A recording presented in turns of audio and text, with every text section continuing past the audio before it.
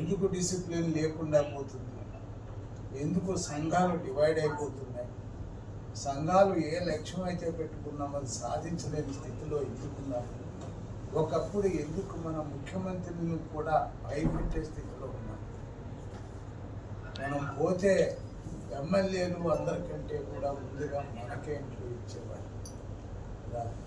మన సంజీవ్ రెడ్డి గారు బ్రహ్మానందరెడ్డి దగ్గర నుంచి కూడా, బ్రహ్మానందరెడ్డి దగ్గరికి మేము పోయినప్పుడు మేము ఇట్లాగ అసోసియేషన్ పెట్టినట్టున్నది బాబాసాహెబ్ అంబేద్కర్ పెట్టాడు మద్రాసులో 1943 అనగానే ఆశ్చర్యంగా అప్పుడే పెట్టాడు ఆయన.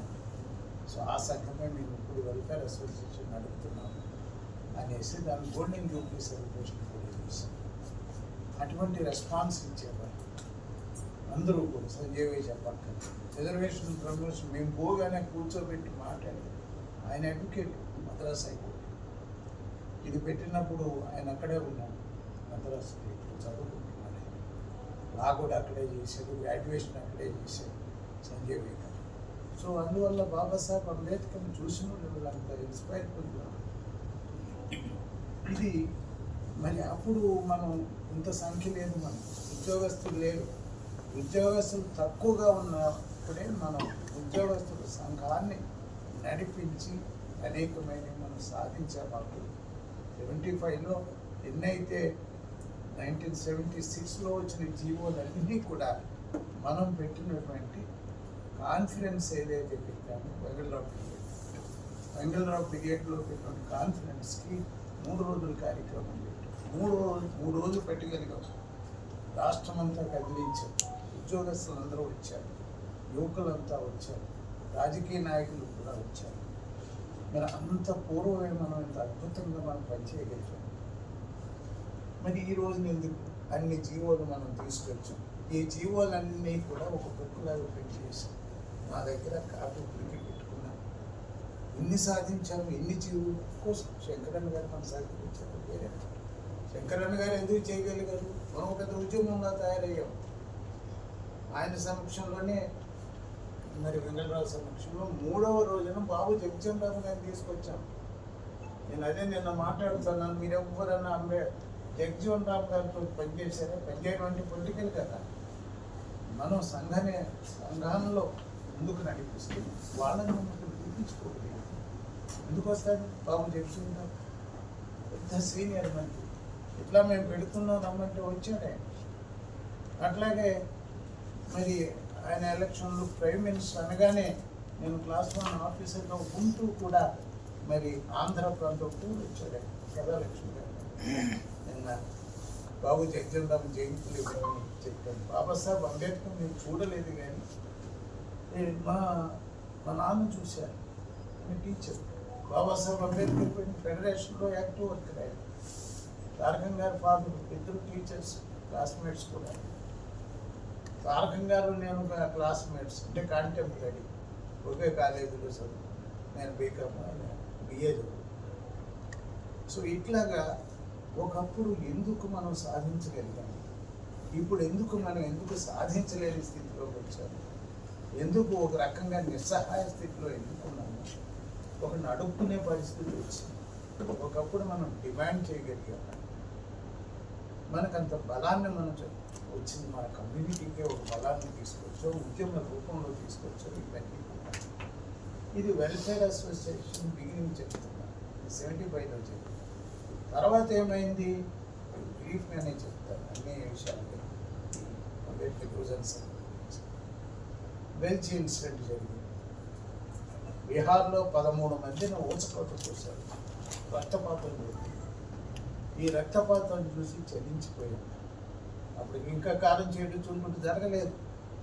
దేనికి ఎంతమందిని చంపేశారు, మరి పశువులను చంపినట్టు కరకర కోసారు.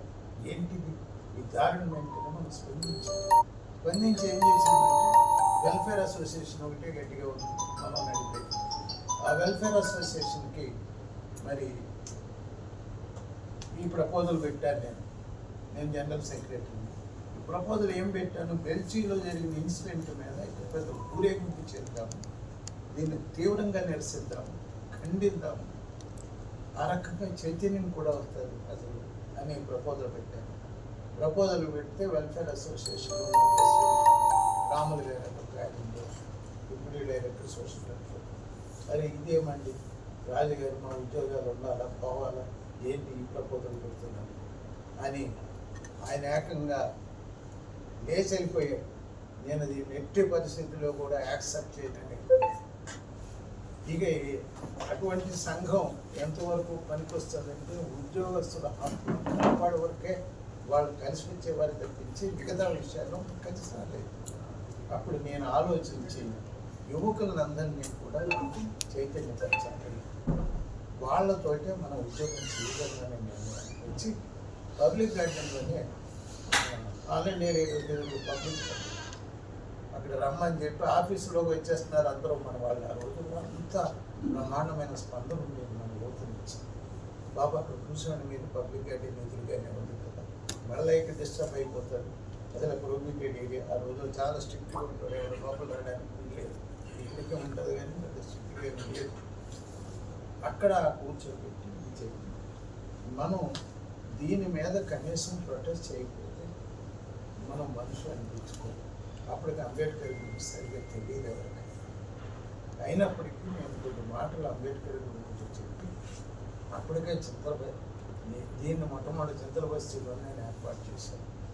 వాళ్ళందరినీ కూడా చైతన్యపరచడానికి బాబాసాహెబ్ అంబేద్కర్ ఇటువంటి అత్యాచారాలు జరిగినప్పుడు ఏమని చెప్పాడు అంబేద్కర్ అన్నమాట యూపీలో జరిగిన ఇన్సిడెంట్ చెప్తే అంబేద్కర్ ఏమన్నాడంటే, పూర్వం ప్రజల్లాగా నోరు లేని మేకల్లాగా గొర్రెల్లాగా చావదు, పులులు సింహాలే విజృంభించమని ఆయన అన్నాడు.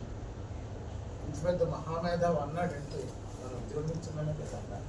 మనం ఏం చేస్తున్నాము, అసలు ఏం జరుగుతుందో తెలియనటువంటి అవేర్నెస్ తెలియదు, చైతన్యం ఎట్టుపెట్టి జరుగుతున్న విషయాన్ని ఎవడో గమనించలేనటువంటి పరిస్థితుల్లో మనం దీని మీద అందరినీ యూత్ని 200 మంది వచ్చాం.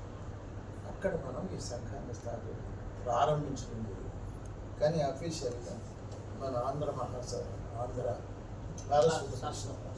సారస్వత పరిస్థితి హాల్లో ఆయన దాని హెడ్ ఎవరైతే ఉన్నారో దేవునిపల్లి రామానుజరావు అని ఆయన ఎప్పుడు మా ఆల్ ఇండియా రేడియోకి వచ్చారు, మంచి కవి, మాకు కావాలంటే ఫ్రీగా ఇచ్చారు. సో అక్కడ ఈ సంఘాన్ని ప్రారంభోత్సవం చేశాం. ఆ మధ్యన మన జనరల్ బాడీ కూడా మనం అక్కడే జరిగింది. ఇది ప్రారంభం. అక్కడ నుంచి ఎన్నో ఉద్యమాలు చేశారు. మాకు స్వతంత్రం రాలేదని నల్ల జెండాల ప్రదర్శన, ప్రతి బస్తీలో కూడా నల్ల జెండాలు పెట్టడం అనేది, జనాన్ని ఒప్పించడం అనేది సామాన్య విషయం కాదు. మీ బస్తీలో 3 రంగుల జెండా కాదు, నల్ల జెండా ప్రదర్శన చేయాలి. ఈ దేశంలో మనకు స్వతంత్రం రాలేదు, దేశానికి స్వతంత్రం వచ్చింది కానీ మనకు స్వతంత్రం రాలేదు, ఇంకా బానిసలుగానే జీవిస్తున్నాం. కాబట్టి నల్ల జెండాలు పెట్టండి, నేను నల్ల జెండాలు ప్రదర్శన చేశాను. అంజయ్ గారు ముఖ్యమంత్రి, ఆయన పెరేడ్ గ్రౌండ్స్కి పోతున్నాడు, అంబేద్కర్ బొమ్మ దగ్గర కూడా నల్ల జెండా పెట్టాము. చుట్టూ నల్ల జెండాలు పెట్టేటప్పుడు ఆయన పోతూ చూసి ఇప్పుడు ఫ్లైఓవర్ లేదు ఆ రోజుల్లో, ఓపెన్గా కనపడేది. ఇదేంటిదని పిఏని అడిగేటట్టు ఈ నల్ల జెండాలు ఏంటండి, 15 ఆగస్టు రోజున ఇదేం పని, నల్ల జెండాలు ఎవరు పెట్టాడని ఆయన కోపానికి వచ్చారు. ఏమో సరే మాకు తెలియదండి. కమిషనర్ పోలీస్ ఫోన్ చేస్తే అవును నేను పర్మిషన్ ఇచ్చానండి, మీకు గుర్తుందా లేదని తిప్పి ఎన్జీఓ గారు వెంటనే ఆపేయమన్నాడు. మేము అప్పటికే పోలీస్ కంట్రోల్ రూమ్ కొట్టాము, ఆల్ ఇండియా దాటాకుండా అక్కడికి వెళ్ళేటప్పటికి ఆపేయమన్నాడు. వాళ్ళు 3000 మంది ప్రదర్శన, ఇప్పుడు 300 మంది రమ్మన్నా రారేమని నప్పింది. 300 మందిని కూడా చూడలేకపోతున్నాం. 3000 మంది ప్రదర్శన ఆవేశాలకు వచ్చి పోలీసు మంత్రులు పట్టుకుంటారు, మమ్మల్ని అరెస్ట్ చేసి పట్టుకుంటే టెక్నికల్ పోలీస్ స్టేషన్లో ఉంటారు. ఆ పోలీస్ స్టేషన్లోనే ఇప్పుడు రోసయ్య గారు వచ్చారు, రోసయ్య గారు బొమ్మ పెట్టారు కదా అక్కడ పోలీస్ స్టేషన్ ఉంది. ఆ పోలీస్ స్టేషన్లో మమ్మల్ని తీసుకుంటారు. నేను క్లాస్ 1 ఆఫీసర్గా అక్కడ న్యూస్ రేడియోలో మా రేడియోలోనే నా న్యూస్ వచ్చింది. ఎందుకంటే రిపోర్టర్స్ ఇచ్చేస్తారు కదా, అందులో అరెస్ట్ అయిన నేను ఉన్నానని వచ్చింది. ఇక నా మీద కొన్ని కంప్లైంట్స్ అఫీషియల్గా కూడా పోయాయి. అది ఎట్లాగా బయటపడ్డామని వేరే విషయం. అట్లాగా మనం ఒక పోరాట మార్గం అంబేద్కర్ పోగొట్టుకున్న హక్కులు తిరిగి రావాలంటే పోరాటం ఒక్కటే సరైన సిద్ధాంతాన్ని తీసుకుని దాన్ని ఆచరణలో పెట్టడానికి యువతే మనకు సాధనలు తెలుసుకుని యువతరంతా కూడా కార్యరంగంలో తీసుకొచ్చినందువల్ల అనేకమైన మనం సాధించగలిగాం. ఒక పోరాట మార్గాన్ని ఎంచుకోగలిగాం. దానిలో ఎన్నో సాధించాం.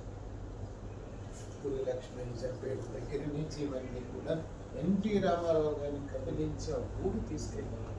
అత్యాచారం ఎక్కడైతే జరిగిందో, ఎక్కడైతే మర్ర జరిగిందో, మన వాళ్ళని చేశారో అక్కడికి ఎన్టీ రామారావు గారు చెప్పి కన్విన్స్ అంటే మన సంఘం యొక్క బలం అంతగా ఉంది కాబట్టి, దీని ప్రభావం అంతగా ప్రభుత్వం మీద ఉంది కాబట్టి ఆయన బయలుదేరి నేను వచ్చేస్తాను, మీరు వెళ్ళండి చెప్పి మేము అంటే జ్ఞానంలో ఉండేది ఆ రోజు 16 మంది కూర్చోవచ్చాను.